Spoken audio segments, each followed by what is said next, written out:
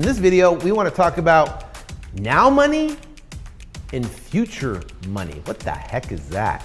This is a very exciting method that I discovered years ago, was able to structure now money and future money. What if you could get paid now on a deal and also create a note and get paid either monthly payments or get paid later down the road? Wouldn't that be cool? All right, so here's the Bannock deal, the pre-foreclosure deal we did. So how could we have structured it different for now money and later money, right?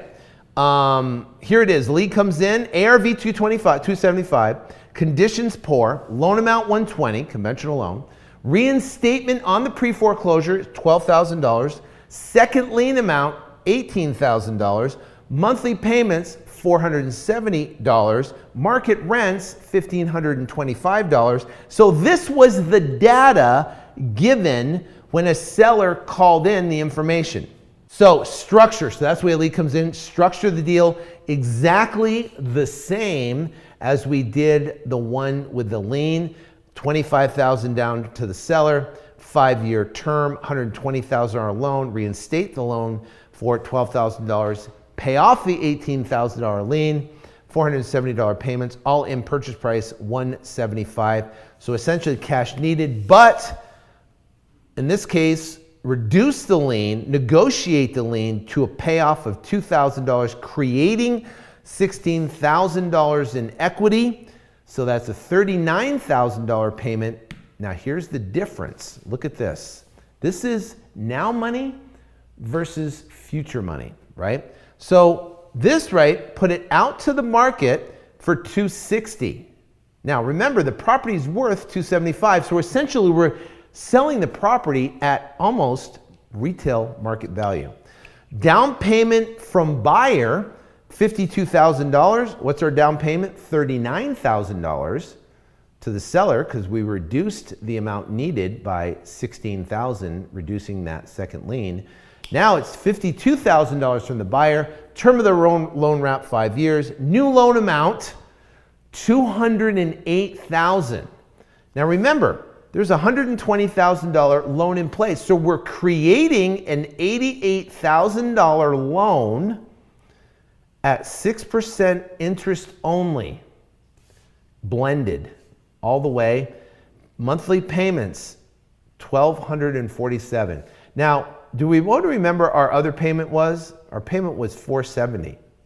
Now our new payment, and that's less than market rents. Remember, market rents or about $1,500, $1,600, $1,700. So it's significantly less than market rents, which is going to, remember, our buyers that we're looking for the least amount of down. Now in this case, our down is higher, right? It's actually around our 20% mark. So our down's higher. We want our term as long as possible. We want to have as equity as much as possible, and we have to have the cash flow or payment differential as high as possible. So what's this? Now our payment literally is in line with 20%, which is fine. We have a 5-year term, which is good. We have monthly payments at $1,247 when rents are upwards to, our monthly rents on this thing are $1,525. So there's a couple $100 a month payments there that can be made. Interest rate is 6%, which isn't bad. So $1,247 payments.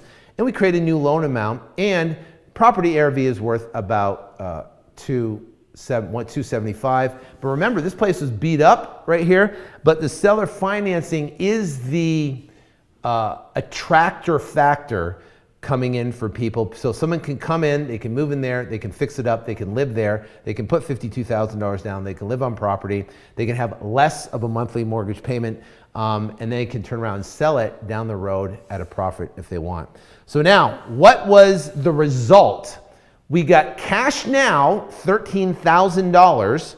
Remember, we created an $88,000 loan earning 6% interest, right? So $88,000 down the road, and we've got $77 a month in cash flow, $777 a month in cash flow, for a total profit of $147,000 profit, where you get now money and you get later money. So the later money is paid down the road. So what's happened on a lot of my deals that I've done like this is I get a call from the title company, because I have my information on the lien, just like I told you before in the other ones. They call up and they say, hey, you have a loan on a property so-and-so address, and it looks like it's going to be refinanced. Can you send me a payoff? So we're going to send them a payoff statement, $88,000 plus the interest, right? Or whatever that interest is. And they're going to send me a wire for the $88,000. So that's now money and later money, literally creating cash out of thin air on deals. Now, when I learned this is huge. Because think about this. What if you're doing these deals and not only could you get $13,000 up front, but you created all these little notes, a $5,000, $10,000, $15,000, $20,000. All these little notes are kind of just laying all over the marketplace. They're just going to pay off. And that's just future money that's going to come in on deals. That's what's so great and awesome about real estate. Now, what I could actually do on that $88,000 note if I wanted, I could turn around and a month or two later, season it a little bit. I could turn around and sell it for 50 grand, right? I could sell that note for $50,000 and turn around and sell it. Now I could get 50 plus the $63,000, right? In a matter of 90 days after closing the transaction, or I could wait till the full term and make the total 147. So, key points again, seller is motivated, property is in rough condition, negotiate deep discount, rents are $300 below market, plus and arbitrage monthly payments, purchase contract addendum, right? And here's the 4-option pitch method. You could list with a realtor, you could hold it as a rental, you could foreclose it already in foreclosure, or guess what, Mr. Seller? We could leave the loan in place and we could give you some cash. What would be the minimum cash you would need to move? That's the question. If you ask that question, instead of going, what purchase price would you like to get? It's what's the minimum cash you'd like to move? That's the question. Many of life's failures are people who did not realize how close they were to success when they gave up. That's the whole thing in Think and Grow Rich, where the people that were digging in California searching for gold, and they gave up 3 feet from the largest gold vein in California history, and they gave up right next to there. If they would have just done a little bit more research, they would have had a little bit more staying power, a little bit more tenacity, a little bit more perseverance, they would have stayed in it, and they would have literally turn around and hit the biggest gold vein. But what did they do? They sold all their equipment for pennies on the dollar. They gave up. They quit. They decided not to do it. Someone else came in. They turned around, did a little bit of research. They moved over 3 feet, and within a matter of the first 30 days, they hit the largest gold vein in history and became billionaires. Billionaires in back then when gold was being explored. So here's the thing. In this business, you're going to run up and you're going to feel like that you have talked to every seller. You've done everything in your power. You're ready. You're like, you think I've done it. It doesn't work. And you know what happens? Life puts you up against that test, I think, to see how bad you want it, right?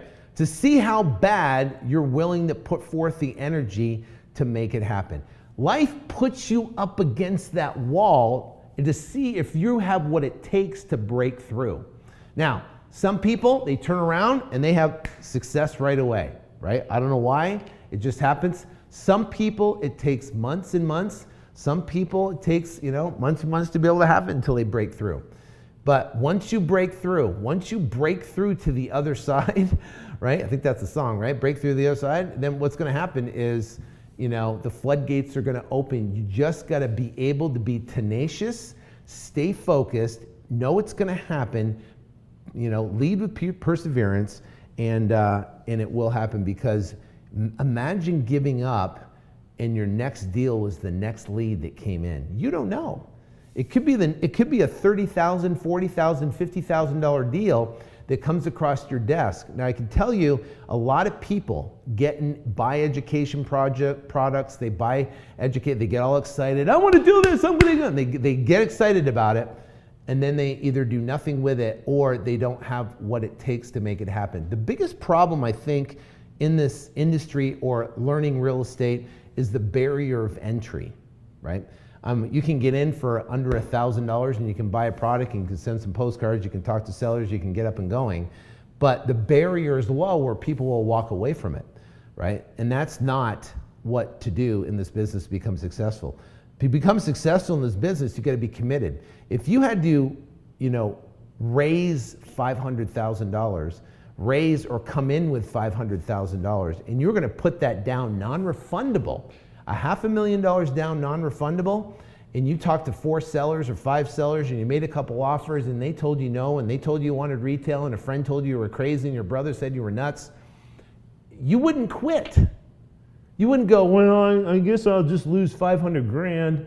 You're not gonna do that. Because you had to sacrifice coming in, you put 500,000 non-refundable, you are gonna make it work, period, because you're not gonna get it out. That's what the biggest problem is the barrier of entry is so low on these things that people teeter just a little bit and they go, I don't know, maybe I'll just quit. And they have no idea that they're giving up on something so absolutely life-changing and so absolutely, I can't even imagine if I would have been spineless and would have quit when I first started. Because it wasn't all bells and roses for me. It sucked. It was hard, it was difficult. I got rejected. People told me I was crazy. Father-in-law says you can't do this. Realtor friend, that he referred me said, oh, the professionals get those deals. My bubble was burst. I knocked on doors. Sellers told me they were crazy. I offered low prices. They said I was nuts. I got property, couldn't sell property. Listen, it happens. And there has been many, many days that I'm like, you know what? I'm going to quit. But I go back to this. I go, you know what? Many of life's failures are people who did not realize how close they were to success when they gave up, right? I don't know, man. I don't want to be a failure. I don't want to be that person that gives up right before the big breakthrough. I can tell you, real estate is your big breakthrough. It is your big breakthrough. You came here for a reason. You saw this. You're watching this now for a reason. The bottom line, this is your big breakthrough. And either A, you're going to give up on it 3 feet from gold, or you're going to turn around and you're going to persevere through the pain, persevere through the difficulties, obstacles, and you're going to come out on the other side and go, you know what? I did it. Because listen, nothing that is easy is worth doing. The stuff that is worth doing is difficult. It's hard. There's hair on it, right? And when you get through it, it's amazing. It's amazing. And you feel good about pushing through it. So make that a motto that you're never, ever, ever, ever going to give up. Look at Thomas Edison. What did Thomas Edison invent? Isn't the mic, Yeah, the light bulb, right? The light bulb, right? Imagine if he would have gave up inventing the light bulb, right? We wouldn't be sitting here right here. Well, maybe someone else would maybe have invented it, but it probably might have been completely different. The bottom line is he didn't give up. He just did it over and over and over. He found every way that it wouldn't work, and he found the way that would work.